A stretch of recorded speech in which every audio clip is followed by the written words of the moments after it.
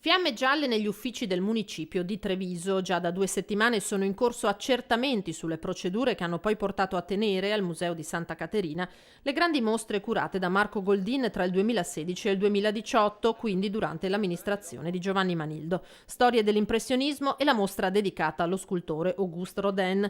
Gli uomini della Guardia di Finanza hanno voluto esaminare contratti, atti dei dirigenti, deliberazioni di giunta e consiglio comunale. All'esame delle forze dell'ordine anche la documentazione contabile. Non sarebbe l'operato del privato, ma piuttosto quello dell'amministrazione pubblica al vaglio della finanza, con il personale di Cassugana che ha dimostrato piena collaborazione. Attendiamo l'esito di questi accertamenti, non è stata aperta nessuna indagine, quindi non penso che ci sia alcunché, però attendiamo l'esito degli accertamenti. Confidiamo nell'operato, siamo sicuri dell'operato dei dirigenti del Comune di Treviso, che siamo sicuri di aver operato nella legalità. Il dato di fatto è che le mostre di Goldin hanno cambiato la cultura in città, hanno portato soldi e più turisti, che hanno portato sicuramente ricchezza in città.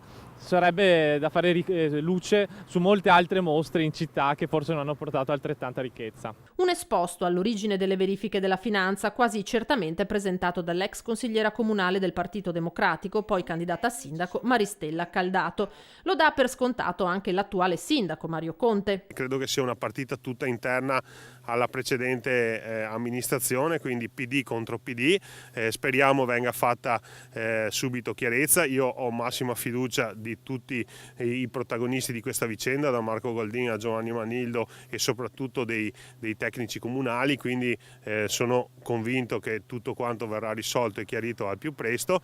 Dispiace però che magari queste partite interne alle logiche di partito poi danneggino l'immagine di una città. Marco Goldin, direttore di Linea d'Ombra, lascia parlare i suoi legali, che in una nota precisano che la società nulla sa dell'inchiesta in corso. Linea d'Ombra, scrive l'avvocato Vittorio Domenichelli, rimane assolutamente fiduciosa nell'operato degli inquirenti e non ha, prosegue la nota, alcuna ragione per dubitare della piena regolarità degli atti comunali che, autorizzando l'utilizzo degli spazi museali, hanno consentito alla città di Treviso di godere di mostre di rilevanza internazionale e richiamato quasi 400.000 visitatori.